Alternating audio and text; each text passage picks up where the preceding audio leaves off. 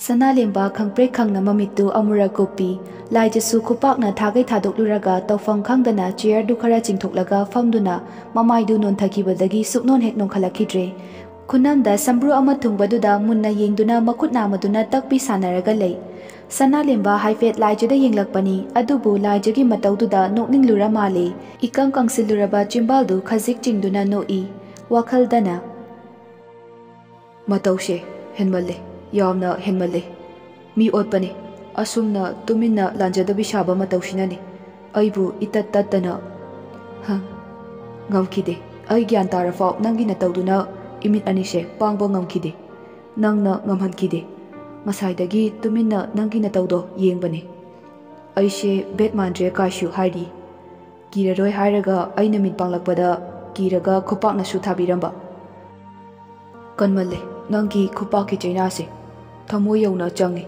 ningaya kalakadauri aigi thamoshi hidak thadaba yararoi sana lemba amuk hipna laijada onsilaga iPhone ga ubro laija haifetang sana lembada yenglaga marai tatli hairai mabo rina na paikibane tamo Alex do adugi ko lakpagi laija wahai khara do hairambaga amuk jab lepi wakhaldana aibu chalasirane natraga sumfam khidro tawise as aidiba ikaibana sulore makutu amuk munna yenglaga pelini nang kaidawagi migi mamaida nalunu haibani nangbo asigi besina karino hauji khalam doise kande ai jalawbana farani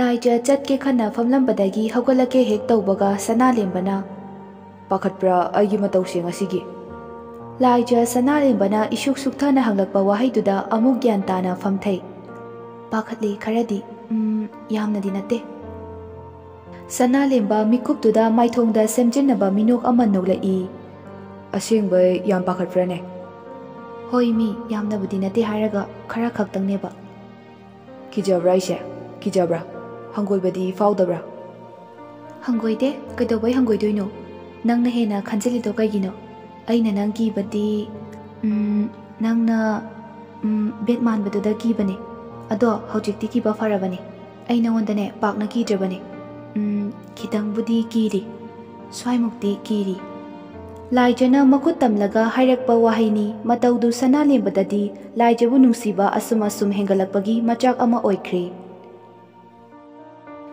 sana lemba laijagi mataududa nokanu haiba ngamdre khajik makhol thokna noi mataudu ubada laijana aina asengba hairaga nangna no ise kaigino nangse yam chame adugi nonginglakpa ado nang asidi waya ngangi nahan khaiga manade adubudi lawai nupi ka ijubi oibaini ngasidi sum wa khara ngangningba poklakpa laijagi marau leba wadu sana lemba gyan tai adumak nokmi hairai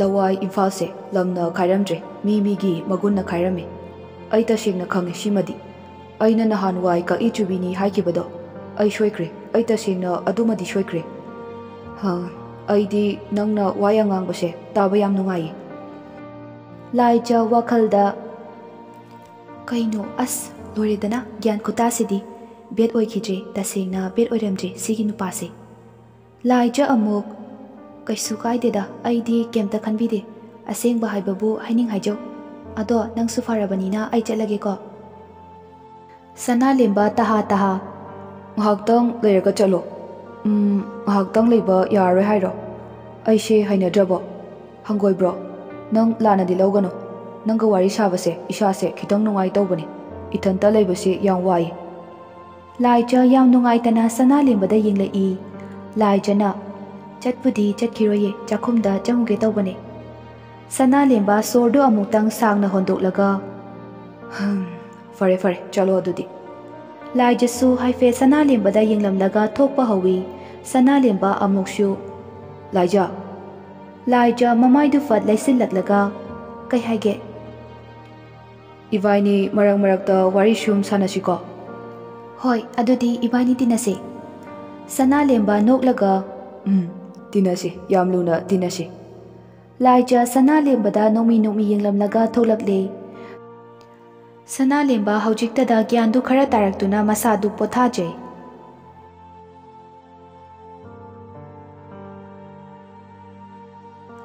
Loidangna Tomba nang puchakse khara da oresu chaw kaidorage. Hari wa amanta ganglakte tominna adumak lei. Loidang amuksu Ima lali haredana ima soikhre ima nangi apamado yareba. Icha laisebu imau nupi oiba ahi yareba. Chakse chakhom ama anidang oresu chawo. Hari mamada yamunna yam ningamdana yenglamlaga haugatuna famungda changduna faijub chingkhatuna hippaga laikre. Loidangsu machagi mataududa ningba kairaduna machanupagi kadudagi thoklakle. Loidang harigi kadudagi hek thoklakpaga macha bemna loidangbu makhut paiduna chingduna puraki. Aduga ka amada changsillaga macha bem yam sauba sakfam amaga loinana mamada yengduna harai. Ima nang laijase natradi namau nupi oinaba nupi amta leitrabo haiba. Abem nang tumina layo wa makha yam taganu. Ima farasu fatrasu aina laijase hainade haiba ima khangine. Mana yumsida tombagi nupi oina laaga aina yumsida ne khongol tarakani haibadine khalunu ko noi. Loidang machanupibu yamunna yenglaga chimbal nama khajik chingkhalaga noi. Asuk yam pangbasibu aigi ichanupiro sibo. Nama aina ne hena pamde hena hainade ne laijabu imau oibade. Haujik oiriba fibam sida pamde haina hekta hairuba yaba matam nate khana ne. Ima aduk tumina laibani.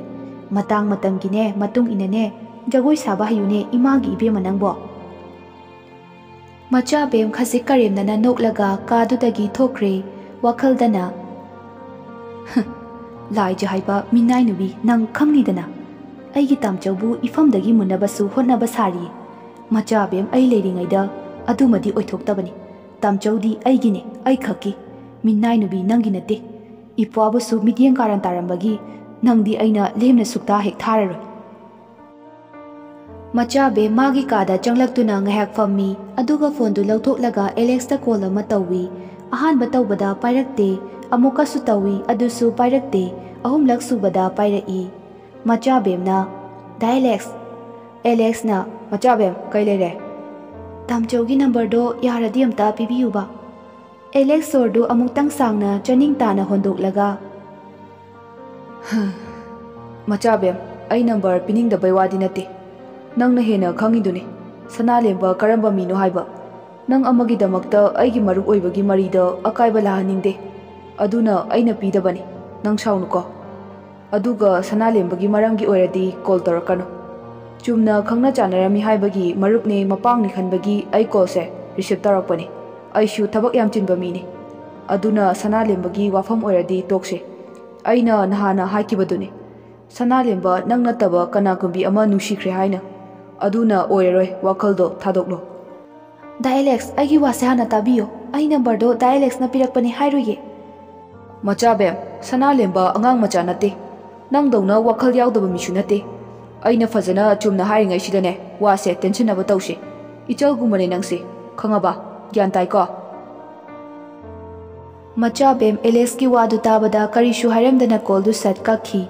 Alex su macha bem na call kakhi paduda wai shangna sur asangba ma hondo I. Kari nupino asuk yam ikai khangdabasibo. Nahan waina ma mangai na chale. Aina lembagi damakta makhong paidi da khai. Adu fau hana yenglatraba mana ngasi amuk nusireine kaina hairise. Tajani kaina khali male. Noigumba nupisidi apangbini. Sanalemba aigi marukumba mi ama fangjaba kaise. Narai bakto thambal saline di khangdri. Chabeng ngangdana yam pongkidaine. Mahai fangledana ngasidi nangso. Sia Pong hawai na pongi pongabada uyane ubada loire khangdri.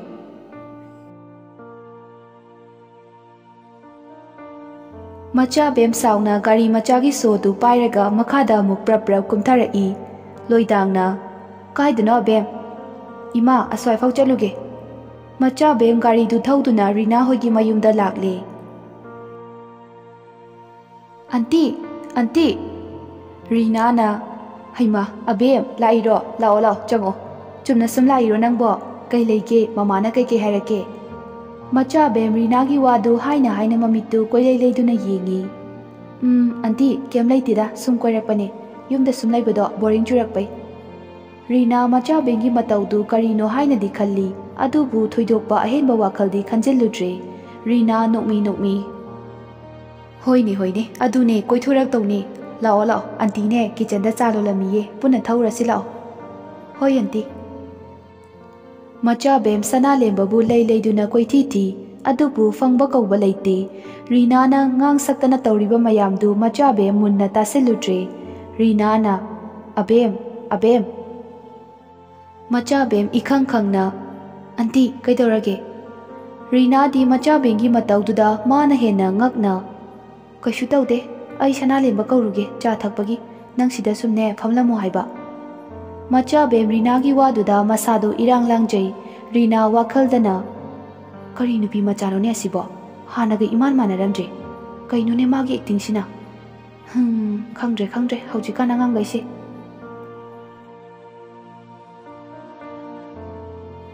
"Niyai, ai cha thakningdeba." "Sana khara thau laone nangbo, nasado yaroine. Nangna cha ising charaktrise ngasi humni marini shure. Nasado yam chokthare haiba. Natraga kai chaninge iyabo, niyai da hairo, niyai leibiruge." "Niyai, yarnida, ai kemta chaningde, sum pothaninge isase." Fare adudi macha bemgane thaurage." "Ma lairo haje?" Lahawe, ngahak oire lakpa." "Oh." Rina thokraba matung sana lemba sauna, "Koi jage na khalinu khangde, mina pamdre yadre haira fau ikaiba khangde yamna. Aina hyjari matik aduk pongkhiba mana haujikna maigi unchase thangna lela fau changaroi." Rina na, "Abem, thaodana chado." "Auntie, noi lakpaga punna thaasena tawbani." Macha bem mangaktu cheptharaga, "Auntie, madi laktrabo, natraga lehaurabo?" "Ma haidi nangise aikoi sanaburane." "Hoi auntie." Rina macha bemda mityengdu khara lusinna yenglaga, "Thakningdre ye kona thaage harie." Macha bem upai leita tumina famduna laikre. Rina chadu thaki hek tawbaga mapalomdagi mi kaurakpagi makholduda prap kitchendudagi thokre. Rina ga laijaga kitchenda changlakpadu ubada macha bem laijada mamitu khana yengduna lei. Rina na, lao laija, nang chiche su laiye, chango, kadai, ichana sangong kher hawedo." Laija mamitu macha bemda kiruk yenglaktuna, "Mabo, sida leire, ado ai chatlage." "Hey, angaubi, anaba hangba laaga anaba unadana chatpa yabro? Sidang hektang phamlamo, aine noi dada sana lembado kauthokluge." Asi hairamlaga Rina laijada michi thak khachilli. Laija macha bem leibaduda kirapna, "Mabo, yarni, ai chatlage." Yade, phamlamo." Rina su chatkre. Laija mamaidu nonthaduna adumak machi lengda lepi. Macha bemna, "He, heroine, nang mangaire ne ha, nupa phaba heirise. Tamchau nabro haise. Aduga nangna kamaina khangiba?" Laija marai tali harai, "Checha, wado chumna haibiyo." Macha bem saurangna, "Nangne migi mayum oiramagi farabani, narai pakto, natradine nang khangdongni ngasi." Laija su moli khumlai, "Checha, aina nangonda kaidokhrage? Aina kai asoiba thabak tawkhibaga yauge, chechagi mafmdaga. Aina lalibase kaidano?"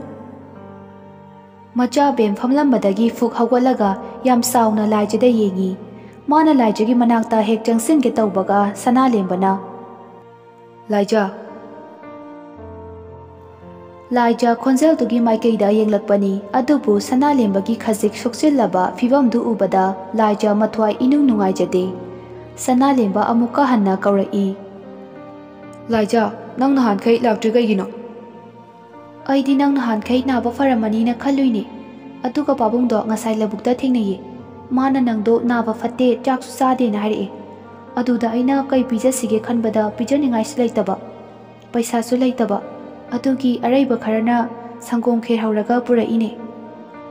Da Laija machabem lei haiba kaururi amuk khangning ningsinglakuna sana lembada dada kauge taurambadu amuk jab lepi.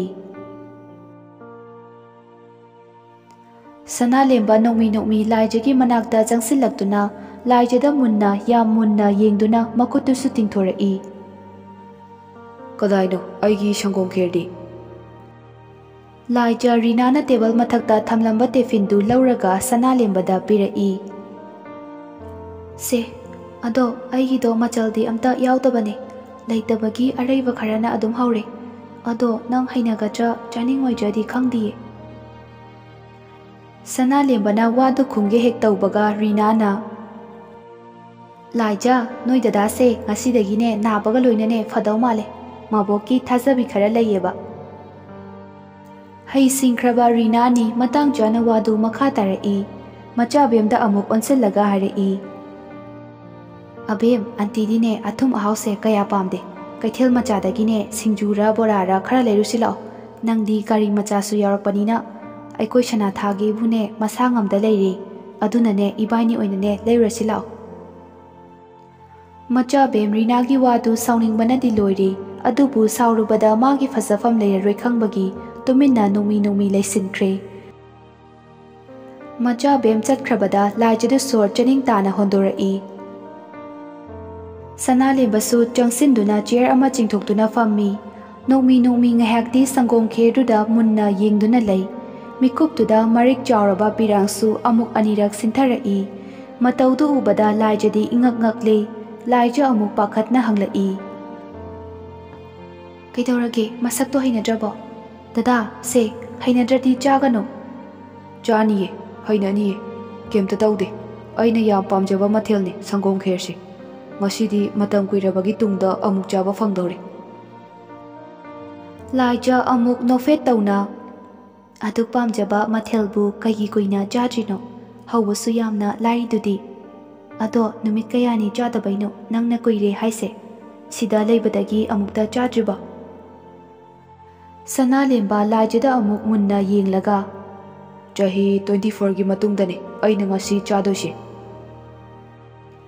Laija sana lembagi wadu khangpre khangi ha 24 di henmandro kaigino maram amadi leiba male kaigino ba maramdo yam pamlaga kaigi chagidabanoba khangningrane maramdo khangninge nangi punsi wari aita singna khangninge. Sana lemba chimbal namadu khazik chingkhalaga noi mama aigi mama do manasu yamna pamjaba mathelni mama chatkraba matung amuk hana chaningba pokhijaba mathelni.